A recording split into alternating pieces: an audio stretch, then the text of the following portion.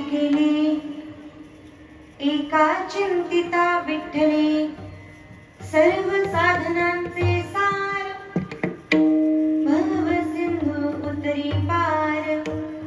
योग याग तपे केली तयाने अमोपे, सर्व साधनांचे सार, भव सिंधू उतरी पार. तुका म्हणे जपा मंत्र त्रिअक्षरी सोपा, सर्व साधनांचे सार, भव सिंधू उतरी पार. विठ्ठला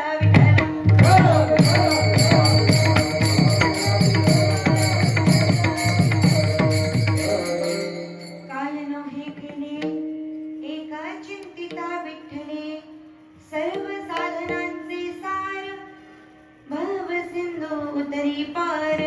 समचरण सरोजं सादणीलाम्बुदाभं, जगन्नीतपानीं मण्डनं मण्डनाना, तरुण तुलसीमाला कंदरं कञ्जनेत्रं, सदेहधवलहासं विठ्ठलं चिन्तयामि. महायोगपीठे तटे भीमरत्यां, वरं पुण्डरीकाय दातु मुनीन्द्रे, समागत्य तिष्ठन्तमानन्दकन्दं, परब्रह्मलिङ्गं भजे पाण्डुरङ्गं. पाण्डुरङ्गकारो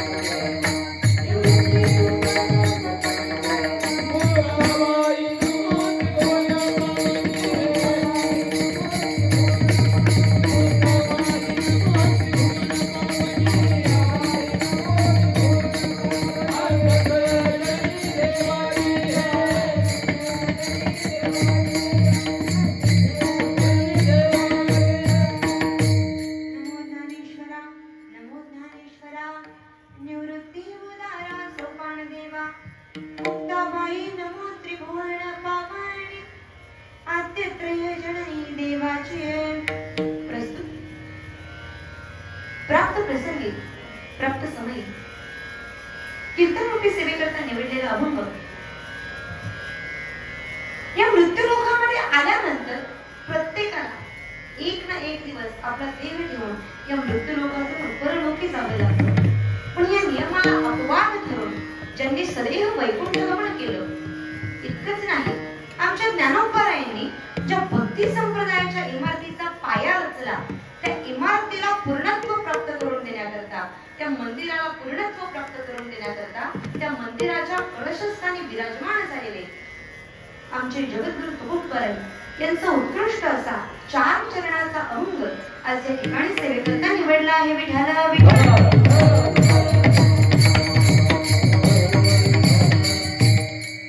अभंग तुकोबरायांचा आहे, 4 चरणाचा आहे.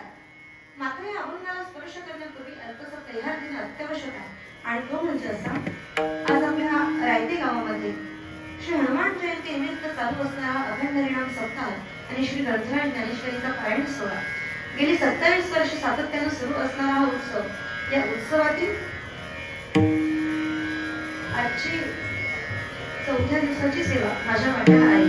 या कीर्तनाकरता ज्यांचं सौजन्य लाभलं सौभाग्यवती अश्विनी अशोक लक्ष्मण जाधव यांचं सौजन्य आजच्या कीर्तनाकरता लाभलं. कीर्तनाकरता बरीचशी ज्येष्ठ श्रेष्ठ मंडळी उपस्थित आहेत. विशेषतः कीर्तनाकरता उपस्थित मधुर स्वरात गाणारे सर्वच गायनाचार्य, सुस्वरसी वाजवणारे मृदुंगणे, टाळकरी, विनेकरी, सातकरी आणि समोर बसलेला हा श्रोता वर्ग या सर्वांच्या चरणी नतमस्तक होऊन सेवेला प्रारंभ करूया. मस्तक हे पायावर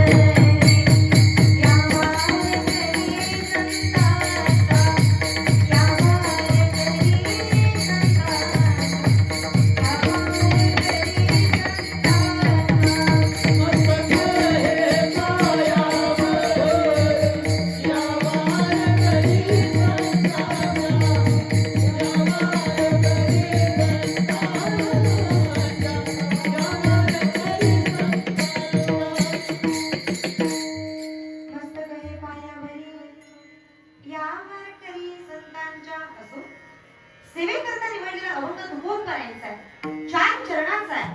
आणि या अभंगाचा जर विचार करायचा झाला तर या अभंगामध्ये जगद्गुरु तुकोबराय म्हणतात, काय नोहे केले एका चिंतिता विठ्ठले. तुकोबराय म्हणतात त्या विठ्ठलाचं जर तुम्ही चिंतन केलं तर विठ्ठलाचं चिंतन केल्यानंतर तो परमात्मा काय करणार नाही हो. अभंगाची पूर्वपीठिका जर ध्यानात घेतली तर साधक मंडळी आणि तुकोबराय यांचा संवाद आढळून येतो. काय संवाद होतो? तुकोबराय या जगताला पाया पडून विनवणी करून काकूळ घेऊन सांगतात की बाबांनो, या जगतामध्ये आल्यानंतर जर तुम्हाला खऱ्या अर्थानं उद्धार करून घ्यायचा आहे ना तर उद्धाराकरता सर्वांकरता सोपा असा एकमेव मार्ग, तो मार्ग म्हणजे तुम्ही भगवंताचं नामचिंतन करा. तुम्ही मुखानं विठ्ठल विठ्ठल असं म्हणा. जर तुम्ही मुखानं विठ्ठल विठ्ठल म्हटलं ना तर निश्चितपणानं तो परमात्मा तुमचा उद्धार केल्यापासून राहणार नाही. म्हणून तुम्ही मुखानं विठ्ठल विठ्ठल अशा शब्दांचा उच्चार करा. अर्थात विठ्ठल विठ्ठल या नामाचं चिंतन करावं. याच्याकरता तुकोबराय साधकांकडे आग्रह धरतात. पण जेव्हा साधकांना आमच्या तुकोबरायांनी आग्रह धरला की बाबांनो तुम्ही विठ्ठल विठ्ठल असं म्हणा, त्यावेळेला साधक मंडळी आमच्या तुकोबरायांना प्रश्न करते, का हो तुकोबराय तुम्ही म्हणता की मुखानं विठ्ठल विठ्ठल म्हणा, विठ्ठल विठ्ठल या नामाचं चिंतन करा, पण जर आम्ही विठ्ठल विठ्ठल असं चिंतन केलं तर त्याचा आम्हाला काय फायदा होणार आहे? विठ्ठल विठ्ठल चिंतन केल्यानं त्या विठ्ठलानं नेमकं काय केलंय की जेणेकरून आम्ही त्या विठ्ठलाचं चिंतन करावं? मलाच म्हणतात, अहो विठ्ठल विठ्ठल असं चिंतन जर तुम्ही केलं ना तर तो परमात्मा काय करत नाही ते सांगा. त्यानं काय केलंय हे सांगण्याऐवजी तो काय करत नाही हे सांगा. का बरं? त्याचं तुम्ही नाम घेतलं, त्याच्या नामाचं जर चिंतन केलं ना तर तो परमात्मा जो आहे ना तो सगळ्या गोष्टी आपोआप करत असतो. का बरं? कारण त्या परमात्म्याचं नामच असं आहे की ते नाम आम्हाला भवसागरातून तारून नेणार आहे. जोपर्यंत या मृत्यूलोकामध्ये आल्यानंतर आम्ही भवसिंधू तरुण जात नाही तोपर्यंत या जन्माला आल्याचं सार्थक होत नाही. आणि म्हणूनच जन्माला आल्याचं खऱ्या अर्थानं सार्थक करून घ्यायचं असेल ना तर सगळ्या साधनांमध्ये अर्थात हा भवसिंधू तरुण जाण्याकरता साधनं बरीच आहे, पण या सगळ्या साधनांमध्ये तर ते सारभूत सागर म्हणजे ते परमात्म्याचं नाम आहे. आणि त्या नामाचं जर तुम्ही चिंतन केलं ना तर सहज रीतीनं आम्ही हा भवसागर तरुण जाऊ शकतो. हे सामर्थ्य त्याच्या नामात आहे. लोक म्हणतील महाराज भवसागर तरुण जाण्याकरता नामच घ्यायला हवं असा काही आग्रह आहे का? साधनं तर बरीच आहेत ना. योगाची साधनं आहेत, जपाची साधनं आहेत, तपाची साधनं आहेत. आम्ही योग करू शकतो, आम्ही जप करू शकतो, आम्ही तप करू शकतो, आम्ही अनेक साधनं करू शकतो की ज्या साधनानं आम्हाला भवसागर तरुण जाता येईल. महाराज म्हणतात अहो हा भवसागर तरुण जाण्याकरता योग याग तपे केली तयाने अमुपे. अनेकांनी योग याग तप यांसारखी अनेक साधनं केली पण या साधनांनी सहजासहजी तो भवसागर तरुण जाता येत नाही. या सगळ्या साधनांमध्ये सारभूत साधन म्हणजे त्या परमात्म्याचं नाम आहे. मग महाराज त्या परमात्म्याचं नाम जर सारभूत साधन आहे तर मग त्या परमात्म्याचं नाम आम्ही काय करायला हवं? महाराज म्हणतात बाकी काही करू नका. त्या नामाचा तुम्ही सतत जप करा. जर त्या त्रिअक्षरी नामाचा कोणत्या त्रिअक्षरी नामाचा? जो पहिल्या चरणात विठ्ठल हा त्रिअक्षरी नाम सांगितलं ना त्या त्रिअक्षरी नामाचा जर तुम्ही सातत्याने जप केला तर निश्चितपणानं या भवसागरातून तरुण जाता येतं. विठ्ठल विठ्ठल.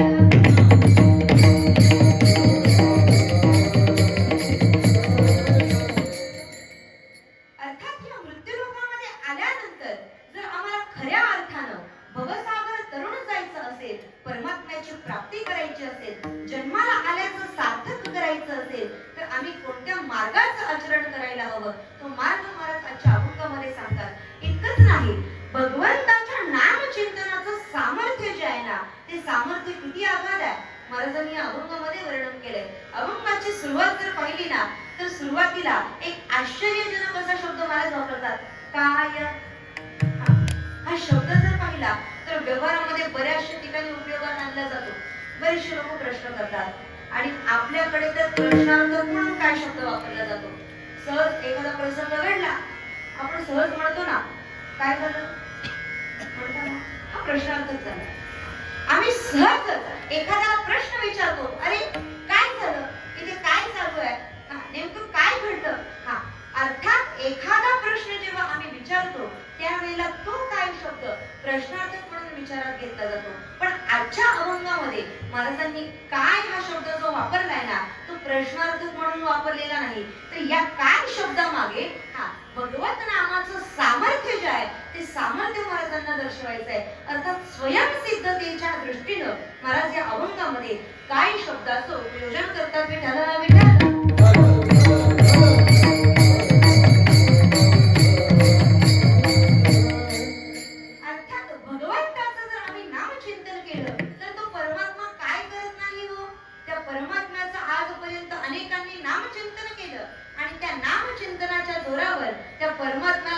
परमात्म्यानं अनेकांना बऱ्याचशा गोष्टींची प्राप्ती करून दिली.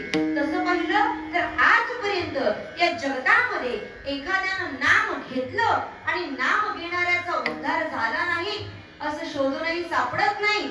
असं होतं का हो? नाम घेतलं आणि तो या ठिकाणाहून तरला नाही. महाराज म्हणतात नामस्मरण करून जर एखादा तरला नसेल ना तर असा कोणीतरी निवडून द्या. नामे तरला नाही कोण ऐसा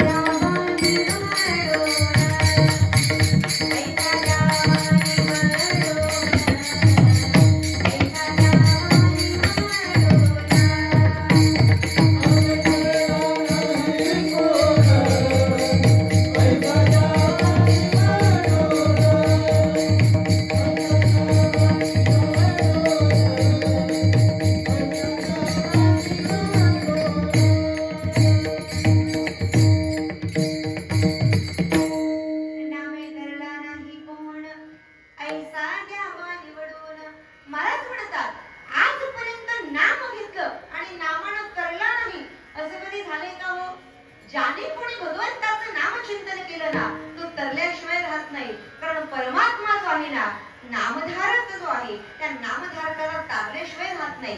तारणं हा परमात्म्याचा स्वभाव आहे पण तारणं हा स्वभाव तो त्याच्याच बाबतीत वापरतो जो परमात्म्याचं नामचिंतन करतो. विठ्ठल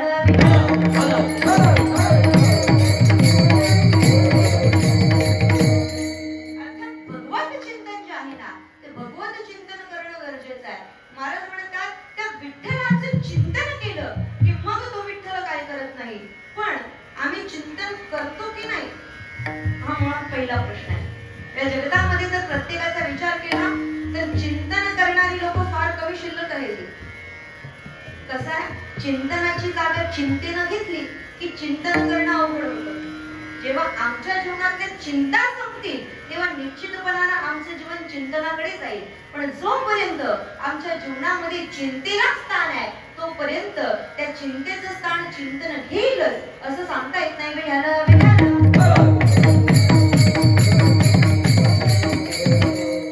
आपला उद्धार करून घ्यायचा आहे, उद्धार करून घेण्याच्या प्रत्येक साधकानं चिंतन करणं गरजेचं आहे. आम्ही चिंतन सोडतो आणि आम्ही व्यर्थ चिंता करायला लागतो. आणि कसं आहे ना, एकदा माणूस चिंता करायला लागला की चिंतेसारखं या शरीराचं शोषण कोणी करत नाही बरं का. महाराज म्हणतात, चिता जी आहे ना ती चिता फक्त मेलेल्या माणसाला जाळते, पण चिंता जी आहे ती चिंता जिवंत माणसाच्या शरीराचं शोषण करते. एखाद्याच्या शरीरातून परमात्मा निघून गेला, एखाद्याच्या शरीरातून प्राण निघून गेले ना की मग त्याला चितेवर ठेवलं जातं. ती चिता त्या ठिकाणी मेलेल्या माणसाच्या शरीराला जाळते, पण चिंता ही नेहमी जिवंत माणसाच्या शरीराचं शोषण करते. कारण सुभाषितकारांचं मत आहे, माता समनास्ती शरीर पोषणं, भार्या समनास्ती शरीर तोषणं, विद्या समनास्ती शरीर भूषणं, चिंता समनास्ती शरीर शोषणं. सुभाषितकार असं म्हणतात बघा, आई आपल्या शरीराचं जसं पोषण करते ना तसं इतर कोणतीही स्त्री करू शकत नाही. कदाचित आईची जागा दोन करणारे बरेच असतील, पण आई शरीराचं जसं पोषण करते, लहान बाळाचं संगोपन करत असताना आईच्या प्रमाणे संगोपन करते, त्याप्रमाणे इतर कोणी करू शकत नाही. मला सांगा, एखादी स्त्री नेत्रहीन जरी असली तरी तिच्या बाळाचं संगोपन करण्यामध्ये ती चूक करते का? तिला डोळे नसतील तरी आपल्या बाळाच्या विकासाकरता तिच्या ठिकाणी दृष्टी आहे. तिला कदाचित ऐकण्याची क्षमता नसेल पण आपल्या बाळाचं भवितव्य घडवण्याची क्षमता तिच्यामध्ये आहे. तिला कदाचित स्वतःच्या हाताने काम करता येत नसेल पण बाळाचं संगोपन करण्याची क्षमता तिच्यामध्ये आहे. कारण आईसारखं या शरीराचं कोणी पोषण करत नाही. का करत नाही? कारण मातेच्या ठिकाणी शक्तीच अशी आहे की एकमेव माता जी आहे ना ती माताच आपल्या लेकराचं हित वाहते. कारण तुकोबारायांचं जसं म्हणणं आहे की माता जी आहे त्या मातेला आपल्या लेकराचं हित कळतं आणि म्हणून त्या लेकराचं हित व्हावं ही अपेक्षा त्या मातेच्या अंतःकरणात वाहते. महाराज काकड्यामध्ये त्याचं वर्णन करतात.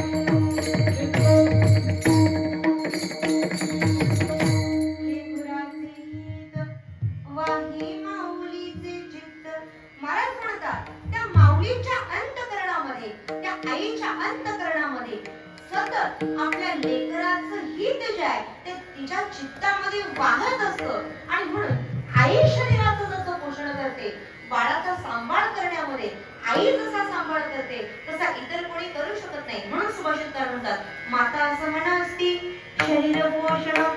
पुढे जाऊन म्हणतात, भार्या असं म्हणा असती शरीर तोषण. पत्नी शरीराला जे संतोष देते तसं इतर कोणी देऊ शकत नाही. पुढे महाराज म्हणतात, विद्या समान असते शरीर भूषण. विद्येसारखं या शरीराचं कोणतंही भूषण नाही. तुम्ही म्हणाल आम्ही अंगावर दागिने घातले की आमचं शरीर सुंदर बनतं, पण अंगावर दागिने घातल्यानं कधी शरीर सुंदर बनत नाही बरं का. महिला मंडळी, सहजच एक प्रश्न करते, मला सांगा, जर आपले हात सुंदर दिसावे असं वाटत असेल तर काय केलं पाहिजे? काय केलं पाहिजे? माझी भाषा तुम्हाला कळते का? पुरुष मंडळी कोणी उत्तर द्या. हात सुंदर दिसावे असं वाटत असेल तर काय केलं पाहिजे? काय केलं पाहिजे? काय केलं पाहिजे? प्रत्येक स्त्रीचं हेच म्हणणं असेल, हा सौभाग्याचे अलंकार आहेत काय, या बांगड्या या आम्ही हातामध्ये परिधान केल्या पाहिजे. सामान्य दृष्टीने विचार केला तर कदाचित आपलं उत्तर बरोबर असेल. पण हातांना जर खऱ्या अर्थाने शोभा आणायची असेल तर हातांना शोभा ही कंगणाने येत नाही. महाराज म्हणतात, दानीन पर्णीन तू कंगणीन, स्नानीन शुद्धीन तू चंदनीन, माणीन तृप्तीन तू भोजनीन, ज्ञानीन मोक्षोन तू मंडनीन. खऱ्या अर्थानं जर आमचे हात सुंदर दिसावे असं वाटत असेल ना तर या हातानं सरळ हातानं दान करावं. सरळ हातानं म्हणजे असं तसं नाही, याला सरळ हातानं म्हणत नाही. एका हातानं केलेलं दान दुसऱ्या हाताला कळणार नाही इतकं ते गुप्त असावं. लोक दान देतात, गुप्त ठेवण्यासाठी एक नाव लिहितात. हे दान कसं आहे? आता मला सांगा ते किती गुप्त राहतं. हाताला शोभा आणायची असेल तर दानानं हाताला शोभा आहे, कोणत्याही प्रकारच्या कंगणानं नाही. आमचं शरीर शुद्ध व्हावं असं जर वाटत असेल ना तर स्नानानं आमचं शरीर शुद्ध होतं, कोणत्याही प्रकारच्या चंदनानं नाही. जर चंदनानंच शरीर शुद्ध होत असतं तर कदाचित सगळ्या श्रीमंतांची शरीरं शुद्ध झाली असती. विठाला विठाला. शरीराला आम्हाला शुद्ध करायचंय ना तर शरीराच्या शुद्धतेकरता आम्हाला स्नानाची आवश्यकता आहे, कोणत्याही प्रकारच्या चंदनाची नाही. माणसाला जर ज्ञान प्राप्त करायचं आहे, माणसाला जर मोक्ष प्राप्त करायचंय तर मोक्ष प्राप्ती करता आमच्याजवळ ज्ञान असणं गरजेचं आहे. कारण ज्ञानानं मोक्ष मिळतो. त्याच्याकरता मुंडनच करावं लागतं, त्याच्याकरता विशिष्ट यातीचाच जन्म घ्यावा लागतो असं कोणतंही बंधन नाही. जर ज्ञान प्राप्त केलं तर निश्चितपणानं आम्ही मोक्षापर्यंत जाऊ शकतो. कारण ज्ञानोपायांचं म्हणणं आहे, तैसे मोक्ष देईल ज्ञान तेथे किर नाही आन, परिठारे ऐसे म्हण श्रुती गोवावे. आम्हाला खऱ्या अर्थानं ज्ञानाची प्राप्ती झाली की निश्चितपणानं आम्हाला मोक्ष मिळतो. जर आम्हाला शरीराला सुंदर करायचं असेल तर शरीराला सुंदर करण्याकरता शरीरावर कोणत्याही प्रकारच्या आभूषणांची आवश्यकता नाही. जर आमचं शरीर आम्ही विद्येनं सुशोभित केलं तर निश्चितपणानं आमच्या शरीराला शोभा येते. अहो, हे मृदुंग वाजवणारे जे वादक आहेत ना त्यांच्या हातामध्ये वाजवताना कोणत्याच प्रकारचे दागिने राहत नाही. त्यांना हातात ब्रेसलेट घालायची सवय, ज्यांना हातामध्ये वॉच लावायची सवय, ज्यांना अंगठ्या घालायची सवय आहे, त्या किती जरी घातल्या ना तरी वाजवत असताना सगळ्यांना काढून ठेवतात. बरं मला सांगा, जेव्हा त्यांच्या हातात हे अलंकार होते तेव्हा त्यांचे हात सुंदर दिसतात की जेव्हा त्या पगवाजवर त्यांची थाप पडते तेव्हा सुंदर दिसतात? ज्या क्षणाला त्या विद्येची झळक तिथे प्रकट होते ना त्या क्षणाला त्या हातांना सुंदरता प्राप्त होते. जेव्हा मधुर सरस गाणारे गायन ते गायन करतात, मला सांगा गळ्यामध्ये 5-10 तोळ्याच्या चैनी गळ्यात घातल्या तेव्हा त्या गळ्याला शोभा येते की सुमधुर आवाज त्या कंठातून बाहेर प्रकट होतो तेव्हा त्या गळ्याला शोभा येते. गळ्याला शोभा आणायची असेल तर आवाजातील मधुरता त्या गळ्याला शोभा आणत असते. एखादा वक्ता जेव्हा वक्तृत्व करत असतो ना तेव्हा वक्त्यानं किती मोठा फाउंडेशन लावलाय, त्या वक्त्यानं किती दागिने अंगावर घातले त्या दागिन्यांचं महत्व नाही. जेव्हा वक्त्याच्या शब्दामध्ये अलंकाराची रचना होते, जेव्हा वक्त्याच्या शब्दामध्ये अर्थपूर्णता निर्माण होते ना तेव्हा त्या वक्तव्याला शोभा आहे. आम्हाला जर विद्या प्राप्त करायची असेल, आम्हाला शरीर सुशोभित करायचे असेल तर शरीराला सुशोभित करण्याकरता विद्येची आवश्यकता आहे, कोणत्याही प्रकारच्या अलंकारांची नाही. विठाला विठाला.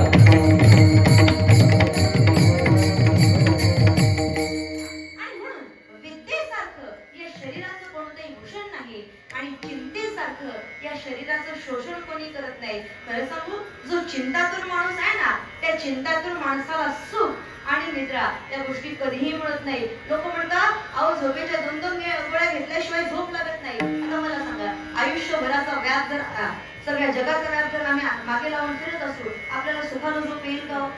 चिंता जी आहे ती माणसाला कधी सुखानं झोप लागू देत नाही. जो चिंतातूर व्यक्ती आहे तो कधी सुख आणि निद्रा या 2 गोष्टी उपभोगत नाही. सुभाषितकार म्हणतात, अर्थातुराणान पितान बंधू कामातुराणान भयं न लज्जा क्षुधातुराणान बलं न तेजं चिंतातुराणान सुखं न निद्रा. काय आहे याचा अर्थ? महाराज म्हणतात, अर्थातुराणा न पिता न बंधू. ज्या माणसाला पैशाची आसक्ती आहे, तो पैशाची आसक्ती असणारा माणूस वडिलांना आणि भावाला कधीच मानत नाही. पैशाची आसक्ती आहे ना, त्याला एकच वाटतं, सगळी प्रॉपर्टी कोणाच्या नावे झाली पाहिजे? कोणाच्या नावे झाली पाहिजे? उत्तर बरोबर आहे, त्याच्या नावे झाली पाहिजे. कोणाच्या? त्या माणसाला पैशाची आसक्ती त्याच्या. असं जर प्रश्न केला तर बरेच लोक म्हणतात, कोणाच्या नावे झाली पाहिजे? म्हणजे माझ्या नावे झाली पाहिजे.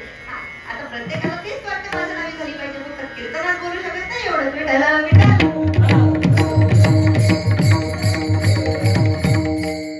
पैशाची आसक्ती ज्या माणसाला आहे ना, पैशाची आसक्ती असणारा माणूस वडिलांना आणि भावाला कधीच मानत नाही. तो त्यांना कधीच किंमत देत नाही. का? त्याला प्रत्येकाला वाटत असतं की हे सगळं धन जे आहे ना, ही सगळी संपत्ती जी आहे ना, ती सगळी संपत्ती मला प्राप्त व्हावी. तो वडील आणि भावाला किंमत देत नाही. एवढंच नाही, जो माणूस कामातून झालेला आहे ना, त्या कामातून झालेल्या माणसाला भय आणि लाज कधीच वाटत नाही. उदाहरणं काही फार लांबची देण्याची आवश्यकता नाही, सगळी उदाहरणं डोळ्यासमोर आहे. जो माणूस कामानं आतुर झालेला आहे, त्या माणसाला वयाचं बंधन नाही, त्या माणसाला जागेचं बंधन नाही, त्या माणसाला कोणत्याही प्रकारच्या व्यक्तीचं बंधन नाही. जेव्हा व्यक्ती, वय या सगळ्या गोष्टी बाजूला चालल्या जातात आणि फक्त लाज सोडून निर्लज्जपणे व्यवहार केला जातो ना, ती कामातूर माणसं. कामातूर झालेल्या माणसाला भय आणि लाज या 2 गोष्टी कधीच शिल्लक राहत नाही. पिढ्याला विटा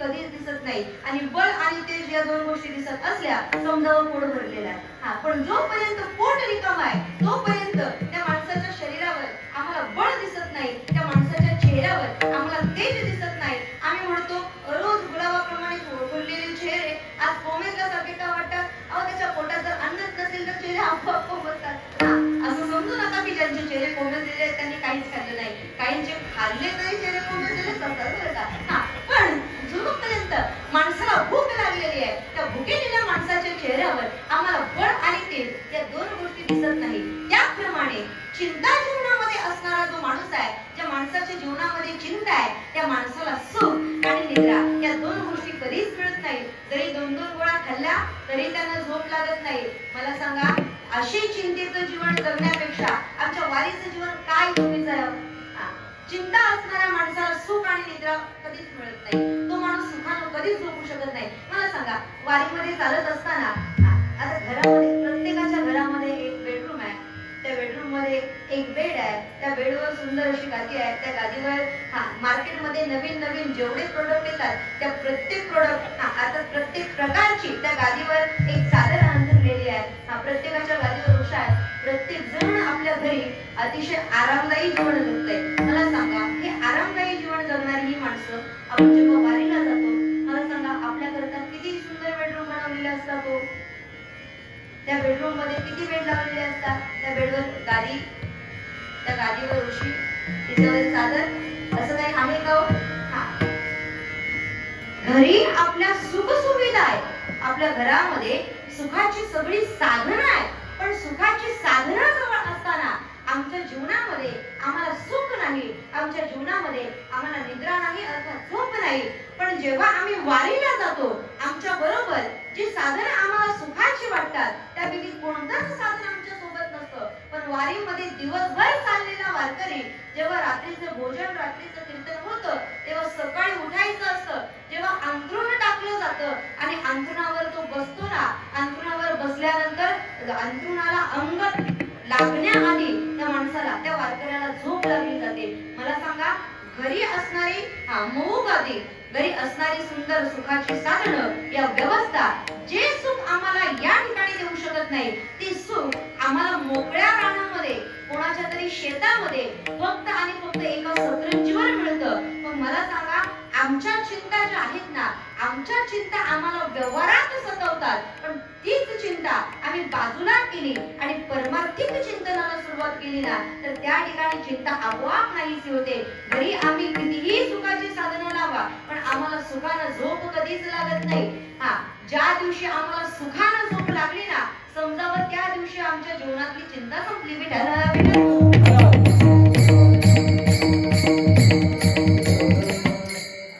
प्रपंच, व्यवहार या गोष्टी अशा आहेत ना, या माणसाला कधीच सुखानं जगू देत नाही. या जगतामध्ये प्रत्येकाला कोणत्या ना कोणत्या प्रकारची चिंता आहे. आता माझ्या समोर बसलेली उभी असणारी एवढी सगळी मंडळी आहे. मला सांगा बरं, इथे बसलेल्यांपैकी उभे असणाऱ्यांपैकी कोण असा माणूस आहे ज्याच्या जीवनात काहीच चिंता नाही? आहे का कोणी असा? काहीच चिंता नाही असं कोणी आहे का? अहो, तुमच्या सकट मला सुद्धा चिंता का? का बरं? आजचं कीर्तन संपवून घरी जाऊन आराम केलाच पाहिजे. उद्या परत कीर्तनाला जाण्याकरता काहीतरी ताकद असलीच पाहिजे. तुम्हाला प्रत्येकाला वाटतं आजचं कीर्तन संपलं की उद्या पहाटे काकड्याला, प्रत्येकाला वाटतं पहाटे काकड्याला नाही वाटत का? बरं, जाऊ द्या, नाही काकड्याला सकाळी पारायणाला, ते पण नाही का? बरं, संध्याकाळी प्रवचनाला, हरिपाठाला आलंच पाहिजे. प्रत्येकाच्या जीवनामध्ये आहे ना, प्रत्येकाला वाटतं की बाबा रे, मला हे केलं पाहिजे. आणि म्हणून ते करण्याकरता आमच्या अंतःकरणामध्ये जी चिंता लागलेली असते ना, ही चिंता आम्हाला, आता ही चिंता वेगळी आहे, पण प्रापंचिक चिंता ज्या आहेत ना, त्या प्रापंचिक चिंता आम्हाला कधीच सुख मिळू देत नाही. अहो, काहींना तर काय खावं ही चिंता लागलेली असते. आजचं झालं, आज किती जरी सुंदर जेवण केलेलं असलं ना, तरी मग रात्री झोपता झोपता ते सहज विचारतात उद्या काय करणार आहे. अर्थात आज आम्ही पंचपक्वान्न खाल्लं, आज खाल्लं ते ठीक आहे, पण उद्या काय खावं ही सुद्धा आपल्यासारख्या माणसाला चिंता लागलेली असते. तुम्ही म्हणाल काय खावं ही चिंता लागलेली असते, काय पुरावा आहे तुमच्याकडे?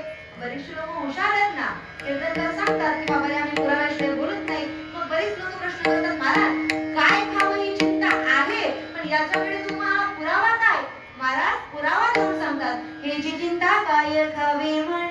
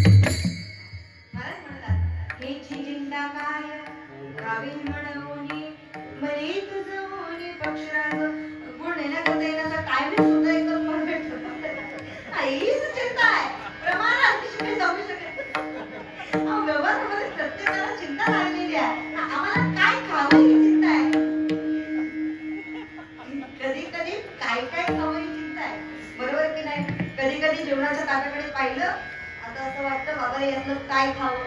ताटच असं वाढलेलं असतं की जो पदार्थ आयुष्यात कधी खाल्ला नाही असा पदार्थ आपल्या ताटात असतो. मग चिंता लागते काय खावं. आणि कधी कधी गेलं ना की मग त्या ताटामध्ये पदार्थच एवढे वाढलेले असतात की पदार्थांनीच एकमेकांशी भांडण करायला सुरुवात केली की असं वाटायला लागतं. मग प्रश्न पडतो काय काय खावं. असं प्रत्येक जण आहे, प्रत्येक माणसाच्या जीवनामध्ये चिंता आहे. पण या सगळ्या चिंता ज्या आहेत ना, या सगळ्या चिंता व्यवहारातल्या आहेत. व्यवहारिक दृष्टीने विचार केला तर व्यवहारिक चिंता आमचा पाठलाग कधी सोडत नाही. पण माणसाला खऱ्या अर्थानं चिंतेपासून सुटका करायची असेल ना, तर चिंतेपासून सुटका करण्याचा मार्ग एकच आहे. तुम्ही काय करा, आवडीनं भक्तिभावानं त्या भगवंताचं चिंतन करा. त्याचं चिंतन केलं की आपोआप आमच्या जीवनातल्या चिंता नाहीशा होतील. तुझी चिंता त्यासी सर्व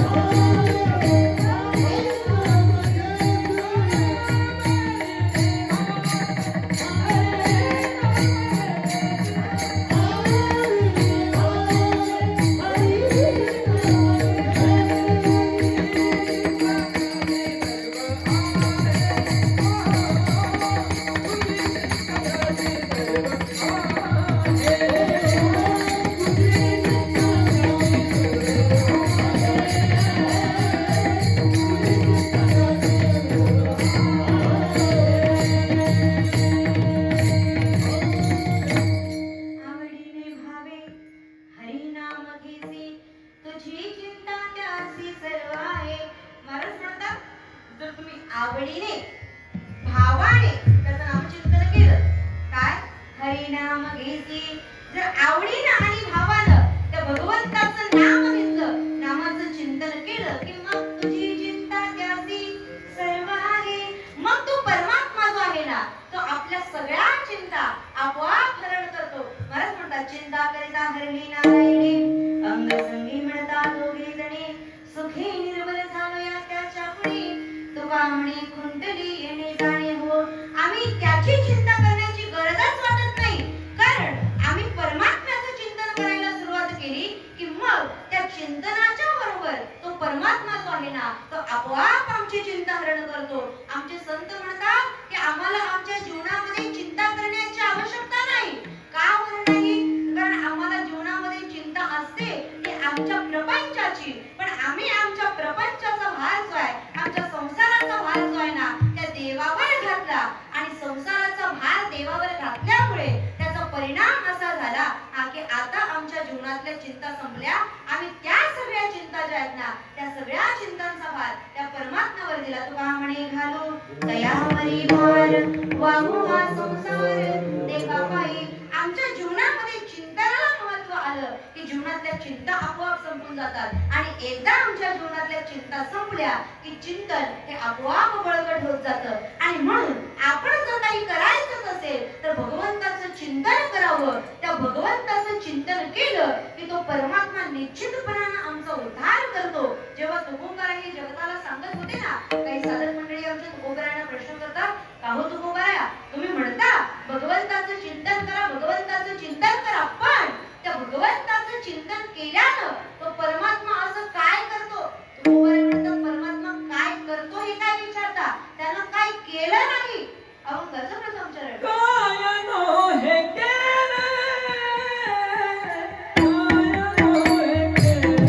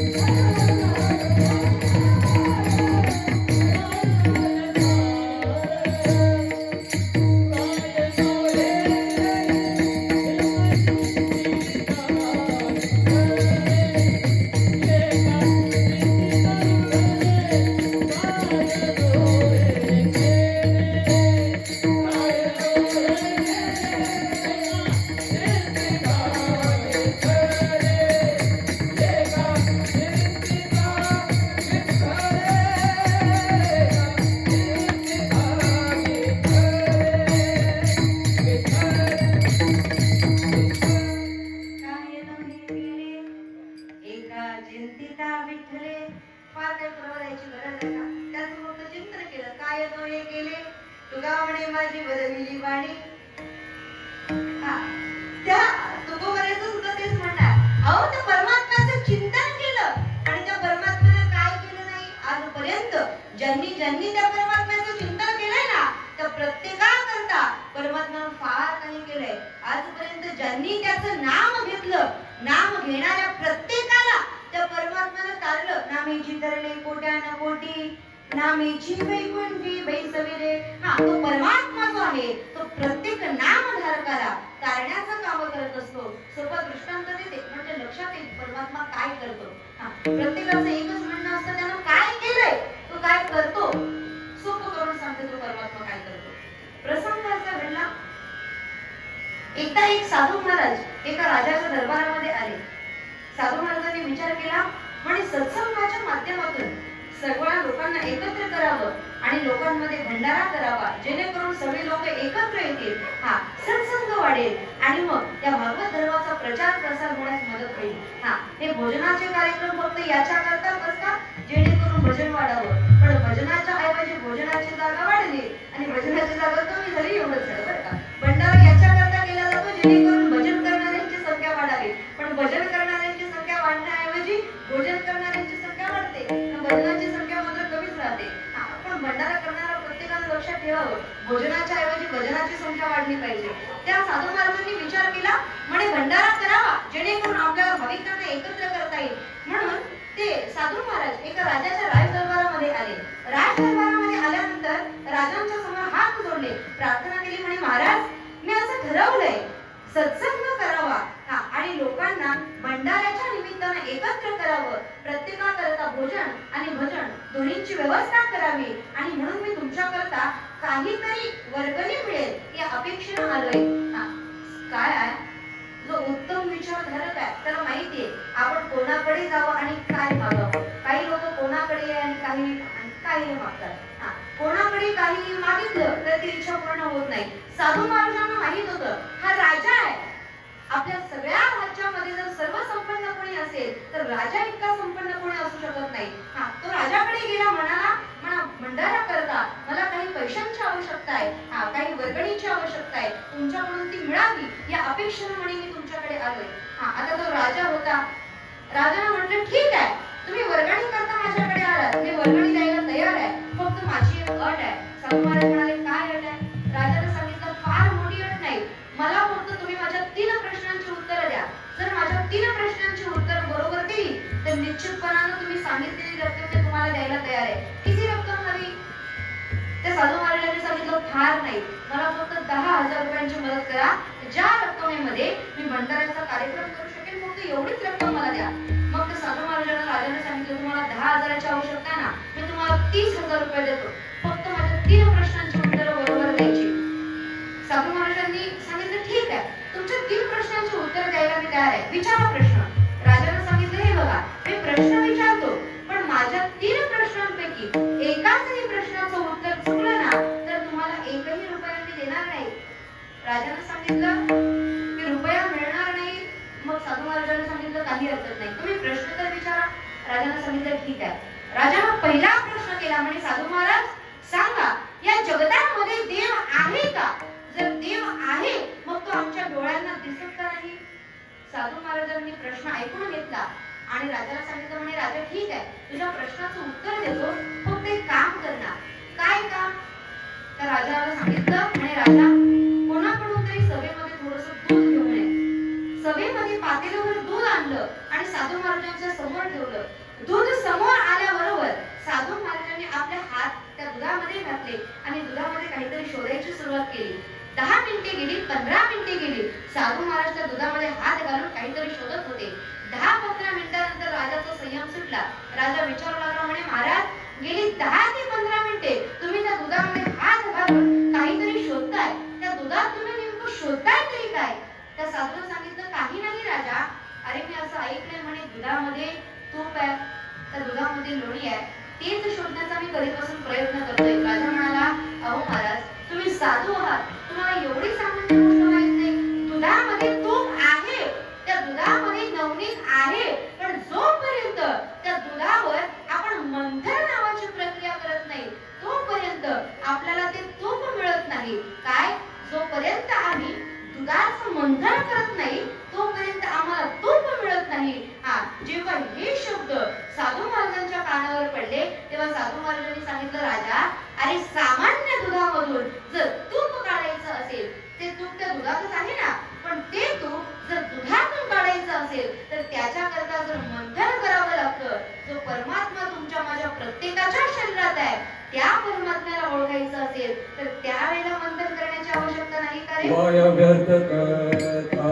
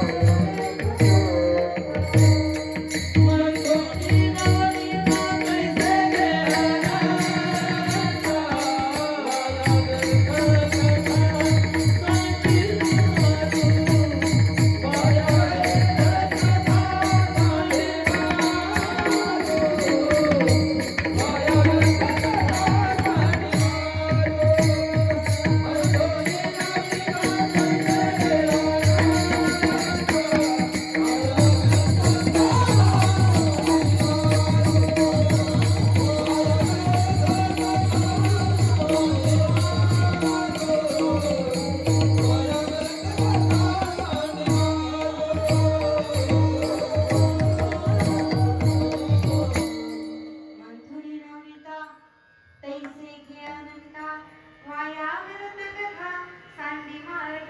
महाराज म्हणतात मंथुनी नवनीता, दुधामधून नवनीत काढायचं असेल तर मंथन करावं लागतं. तैसे घे अनंता, त्याप्रमाणे तुमच्या माझ्या प्रत्येकाच्या शरीरात असणारा देव जर त्याची ओळख करायची असेल तर त्या ठिकाणी आत्महित साधावं लागतं. त्याशिवाय तो परमात्मा दिसत नाही. राजा, देव आहे, फक्त त्या देवाची तुम्हाला मला ओळख नाही, म्हणून अंतःकरणामध्ये असणारा देव दिसत नाही. राजाला पहिल्या प्रश्नाचं उत्तर आवडलं. म्हणे, साधू महाराज, मी तुम्हाला म्हटलं होतं माझ्या प्रश्नाचं उत्तर बरोबर दिलं तर तुम्हाला 30,000 रुपये देईल. 3 प्रश्न आहेत, तुम्ही माझ्या पहिल्या प्रश्नाचं उत्तर बरोबर दिलं, आता तुम्हाला 10,000 रुपये लागू झाले. म्हणे किती? 3 प्रश्न आहेत, 3 प्रश्नांची उत्तर बरोबर आली तर किती पैसे लागू होतील? 30 रुपये. 30,000 रुपये. किती प्रश्नांना? अशा कीर्तनात किती प्रश्न असतील? नाही, ते नाही सांगत मी, राजाला सांगितलं. म्हणे, तुम्ही पहिल्या प्रश्नाचं उत्तर बरोबर दिलं, तुम्हाला 10,000 रुपये लागू झाले. म्हणे, चला दुसरा प्रश्न करतो. साधू महाराज म्हणाले, विचार, दुसरा प्रश्न विचार. मग त्या राजाला दुसरा प्रश्न विचारला. म्हणे, ठीक आहे, तुम्ही म्हटलं देव आहे, मी मान्य केलं, देव आहे. मग मला सांगा, तो देव कोणाकडे पाहतो? आता एखादा व्यक्ती कोणाकडे पाहतो हे सांगणं ठीक आहे, सहजच विचारलं. म्हणे, कीर्तनकार कोणाकडे पाहतो? कोणी उत्तर देईल? श्रोत्यांकडे पाहतो. श्रोते कोणाकडे पाहतात? कीर्तनकाराकडे पाहतात. पण देव कोणाकडे पाहतो? काय उत्तर देणार? त्यानं सांगितलं देव कोणाकडे पाहतो. म्हणे, ठीक आहे, मी उत्तर देतो, पण एक काम कर. काय काम कर? त्या पूर्वीच्या काळी राजमहालामध्ये आपल्यासारख्या लाईट लावलेल्या नव्हत्या. त्या काळामध्ये मशाली लावल्या जायच्या, दिवे लावले जायचे आणि त्याच दिव्याच्या प्रकाशामध्ये सगळा काही राजदरबार चालायचा. त्या साधू महाराजांनी सांगितलं, म्हणे, या ठिकाणी असणारे सगळे दिवे बंद करा, सगळ्या मशाली त्या ठिकाणी बंद करा आणि सभेमध्ये एक दिवा आणा. सभेमध्ये एक दिवा आणला गेला. सगळ्या राजमहालामध्ये अंधार आहे आणि अशा वेळेला तिथे दिवा प्रज्वलित केला आणि सभेच्या मध्यभागी नेऊन, अर्थात त्या राजवाड्याच्या मध्यभागी नेऊन तो दिवा ठेवला.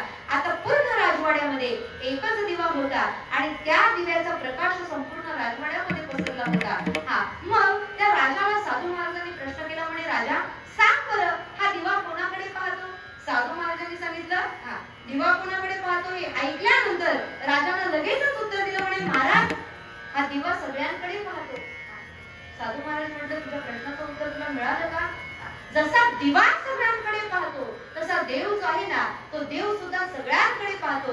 दिवा सगळ्यांकडे पाहत असताना सुद्धा जर आपण त्या दिव्याकडे पाहिलं नाही तर तो दिवा आपल्याकडे पाहतो हे कळत नाही. दिवा आपल्याकडे पाहतो हे कळण्याकरता आपण त्याच्याकडे पाहावं लागतं. तसा देव आपल्याकडे पाहतो हे जाणून घ्यायचं असेल तर आपलं लक्ष त्या देवाकडे असावं लागतं. पण तसं पाहिलं तर या जगतामध्ये तो देव जो आहे ना, तो देव सगळ्यांकडे पाहतो. कारण या परमात्म्याचे नेत्र इतके विशाल आहे. आद्यगुरु शंकराचार्य सांगतात ना, अनुज गर्वमोचनम विशाललोललोचनम. याच्यामध्ये विशाललोललोचनम हा शब्द जो वापरला ना, तो परमात्म्याचे नेत्र किती विशाल आहे हे दर्शवण्याकरता हा शब्द वापरलेला आहे. अर्थात परमात्म्याचे नेत्र इतके विशाल आहे की तो परमात्मा सगळीकडे पाहतो. राजाला उत्तर आवडलं. म्हणे, महाराज, तुम्ही माझा दुसरा प्रश्न सुद्धा अतिशय समर्पक उत्तर देऊन पूर्ण केला. आता तिसरा प्रश्न विचारण्याआधी तुम्हाला एक सांगू का? म्हणे, महाराज, मी तुम्हाला 30,000 रुपये कबूल केले, पण हा तिसरा प्रश्न जर चुकीचा आला तर तुम्हाला तुमचे पैसे मिळणार नाही. तुम्ही 2 प्रश्नांची बरोबर उत्तरे दिली ना, तुम्ही 10,000 रुपये घेऊन जाऊ शकता. पण जर तिसरा प्रश्न मी विचारल्यानंतर तो चुकला तर एकही रुपया तुम्हाला मिळणार नाही. साधू महाराजांनी सांगितलं, नाही मिळाले तरी चालतील, पण तिसरा प्रश्न लवकर विचार. राजाने सांगितलं, ठीक आहे. माझा तिसरा प्रश्न असा आहे, देव आहे मला मान्य आहे, देव सगळीकडे पाहतो हेही मला मान्य आहे, पण ज्या देवाबद्दल आपण कधीपासून संवाद करतोय तो देव काय करतो? आता देव काय इंजिनियर आहे का? मग सांगता येईल सिव्हिल इंजिनियर आहे, म्हणे घरांची कामं पाहतो. सांगता येईल देव मृदुंग वादक आहे, मृदुंग वाजवतो. मग काय करतो तो देव? काय सांगावं? देवाचा व्यवसाय काहीतरी. आता काय देवाचा व्यवसाय काय सांगायचा? साधू महाराजांनी सांगितलं, ठीक आहे, तुम्हाला उत्तर हवंय का? उत्तर देतो, ऐका. तुम्ही एक काम करा, आसनावरून उठा. राजाला आसनावरून उठवलं. म्हणे, माझ्या जवळ या. साधू महाराजांच्या जवळ बोलवलं. साधू महाराज स्वतःच्या आसनावरून उठले, जाऊन राजाच्या आसनावर बसले आणि राजांना म्हटले, म्हणे, राजा, ज्या आसनावर मी बसलो होतो कृपया त्या आसनावर बसा. राजा साधूच्या आसनावर बसलेला आहे, साधू राजाच्या आसनावर बसलेला आहे. आणि मग साधू उत्तर देतात. म्हणे, राजे, तुम्ही विचारलं होतं ना देव काय करतो?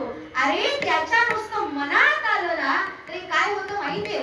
जरी होय राणा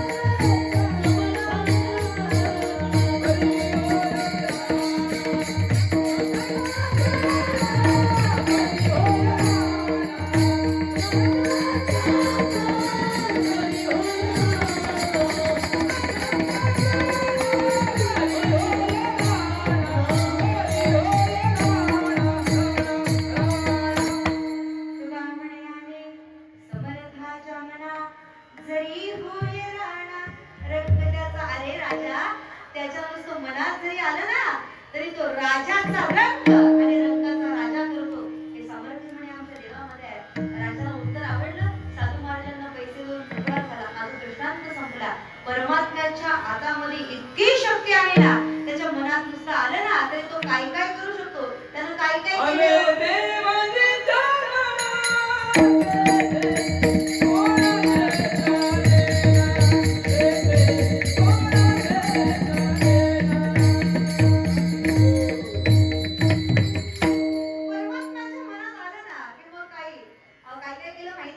पुण्यवंत पाताळ लोकिनीला चोरट्याचा बहुमान वाढविला, कीर्तिवानाचा अपमान केला, अदारीचे तो भाग्यवंत केला. अहो, त्यानं अनेकांच्या होती बरंच काही केलंय. पुण्यवंत होता बळीराजा.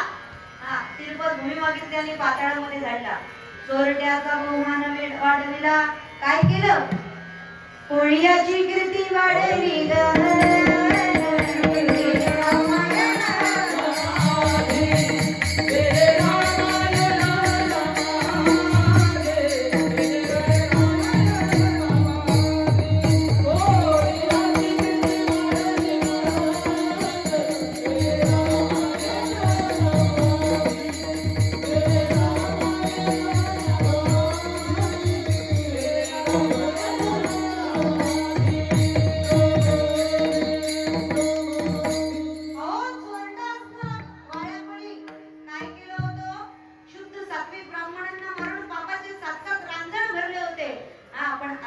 चोरटा असणारा वाड्या खोली. त्या वाड्या खोल्याचा अधिकार किती वाढवला माहितीये?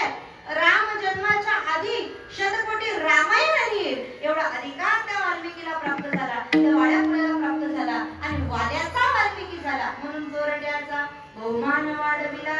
आणखी काय केलं त्या परमात्म्यानं? कीर्तिवानाचा अपमान केला. हा, आणखी काय काय केलं?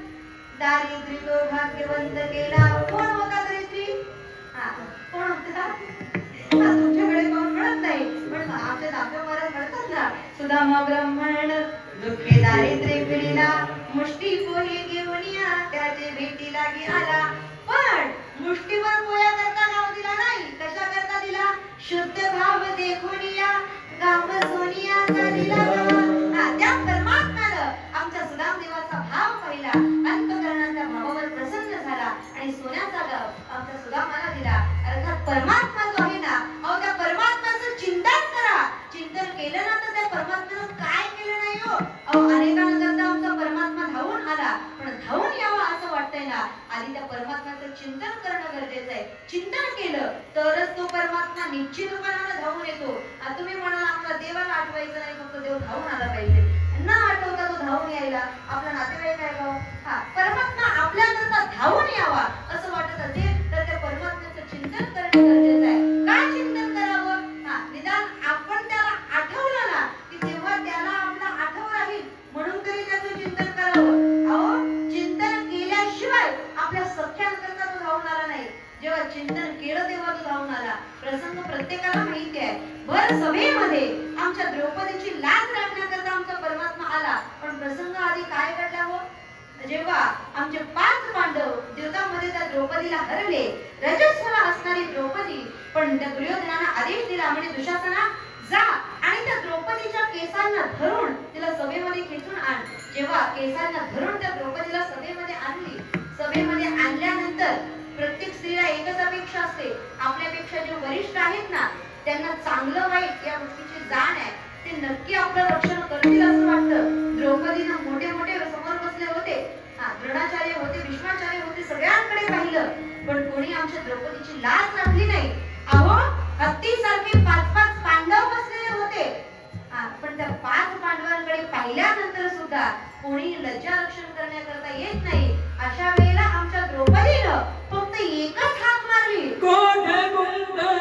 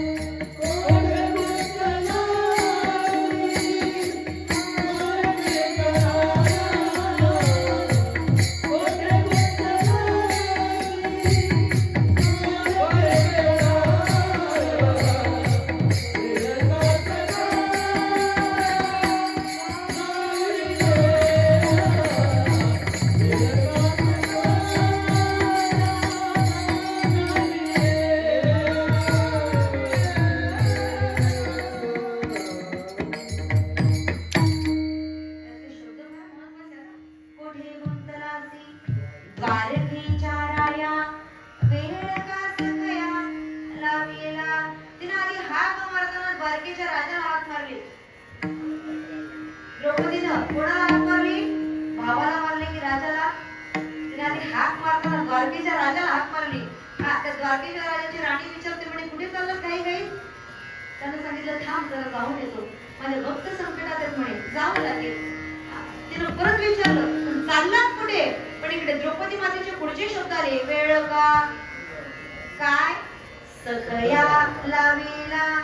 त्या द्रौपदी मातेने जेव्हा सगळ्या शब्द वापरला त्या वेळेला मात्र आमच्या परमात्म्याला त्या ठिकाणी थांबणं शक्य झालं नाही. आमचा परमात्मा रुक्मिणी मातेला उत्तर देत बसला नाही. अहो त्या परमात्म्याला इतकी घाई झाली की त्वरा झाली गरुडा टाकीने मागे द्रौपदीच्या लागे नारायणे.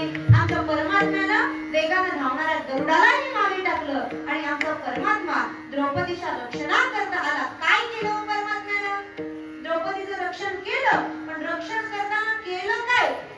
वस्त्र पुरवले का हो? काय केलं?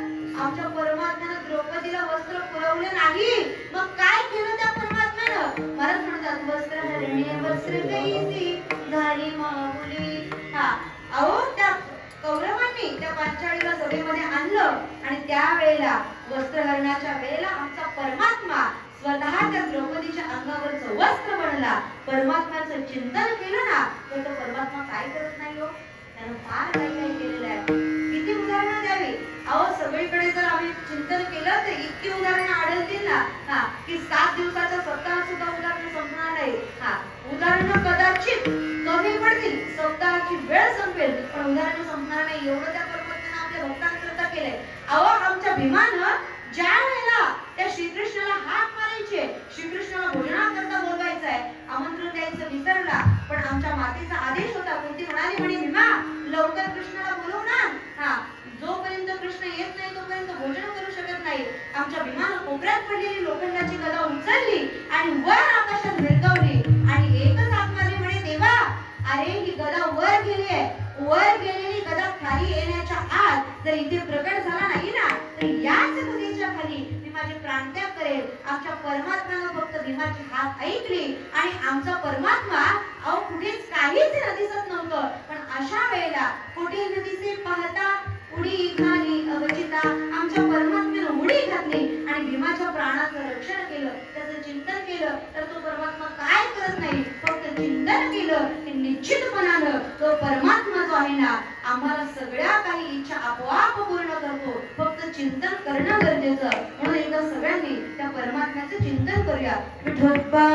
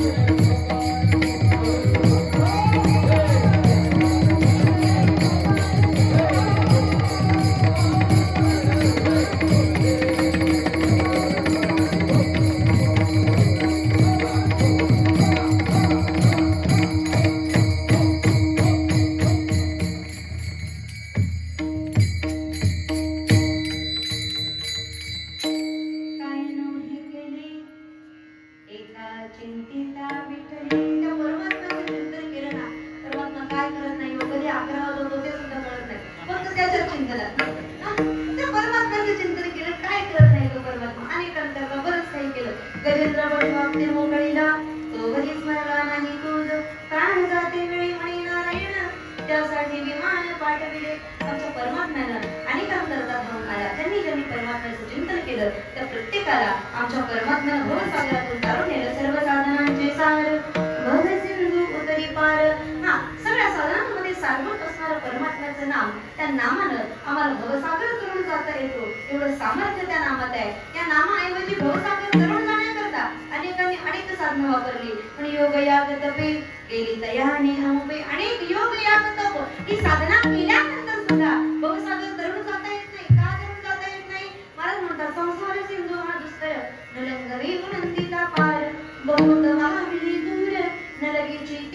केल्यासाठी तो इतका दुष्कर आहे ना की त्यातून सहजासहजी तरुण जाता येत नाही. पण आपल्या भक्तांना या संसार सागरातून तरुण जाता यावं याच्याकरता आमच्या परमात्म्यानं काय केलं माहितीये? नामाची हे सहस्रवरी नावाई अवधारी सजून या संसारी तरुण आलो. आमच्या परमात्म्यानं त्याच्या हजारो नावांची नौका तयार केली आणि त्या नौकेमध्ये आमचा परमात्मा स्वतः नावाडी झाला आणि आपल्या अनेक भक्तांना अनेक भाविकांना आमच्या परमात्म्यानं या भवसागरातून तारून नेलं. कसं तारून नेलं माहितीये? महाराज म्हणतात तारू भला पांडुरंग पाव भिजवून येती अंग. तारून येताना दक्षता एवढी घेतली की आपल्या भक्ताच्या शरीराला त्या भवसागराचा स्पर्शही होणार नाही एवढं आमच्या परमात्म्यानं केलं आणि त्या परमात्म्यानं आपल्या साधकांना तारून नेलं. महाराज म्हणतात जर खऱ्या अर्थाने या भवसागरातून तरुण जायचं असेल आणि या जीवनामध्ये आल्यानंतर उद्धार करून घ्यायचा असेल तर तुम्ही एकच करा. काय करा? अभंगाच्या शेवटच्या चरणात तुकमणे जपा तुकमणे जपा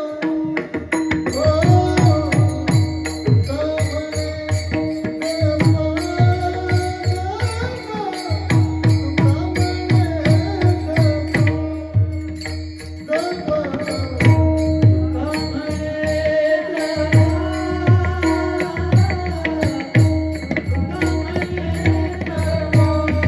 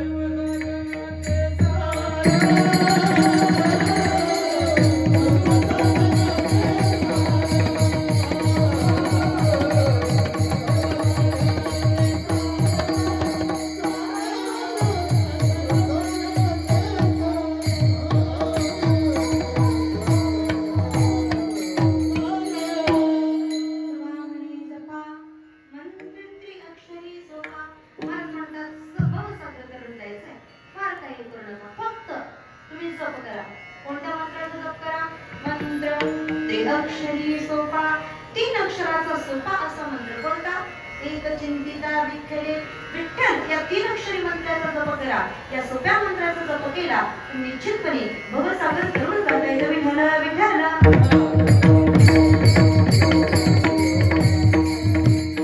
ज्या मंत्राचा जप करायला सांगितला फक्त त्या मंत्राचा अर्थ पाहू आणि सेवा संपू. कोणता मंत्र? विठ्ठल मंत्राचा जप करा. कोण आहेत विठ्ठल? महाराज वर्णन करतात. विकारो विधाताय ठगारो नीलकंठहा लगारो लक्ष्मीकांतम विठ्ठल नाम अभिधीयते. विठ्ठल त्याला म्हणावं. वे म्हणजे विधाता, ठ म्हणजे निळकंठ आणि ल म्हणजे लक्ष्मीपती. ब्रह्मदेव, भगवान शंकर आणि महाविष्णू हे तीनही ज्याच्या रूपामध्ये सामावलेले आहेत ना, असा तो विठ्ठल. कोणाला म्हणावं विठ्ठल? महाराज म्हणतात विना ज्ञानेन ठाण शून्यान लती गुणती इति विठ्ठला. विठ्ठल त्याला म्हणावं विना ज्ञानेन, ज्याच्याकडे काहीच ज्ञान नाही, ज्ञान रहित अशा जीवाचं सुद्धा शरण आल्यानंतर जो उद्धार करतो ना, त्याला विठ्ठल म्हणावं. अशा विठ्ठल शब्दाचा त्रिअक्षरी मंत्राचा जप करा.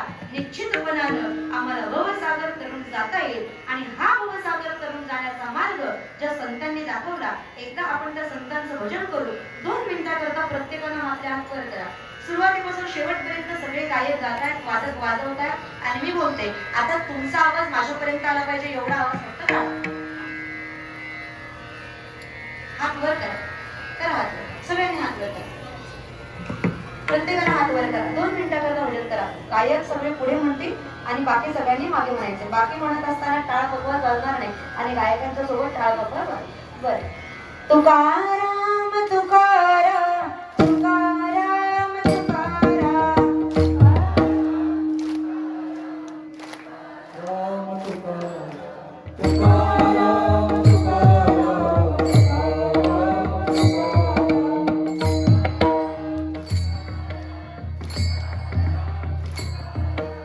तुकाराम तुकाराम तुकाराम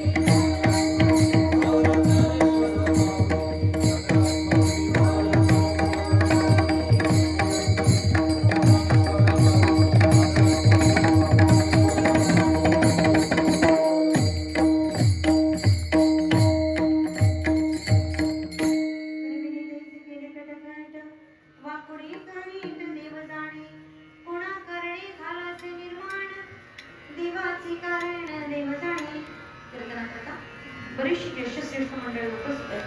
विशेषत्वानं गायक वर्गाचा विचार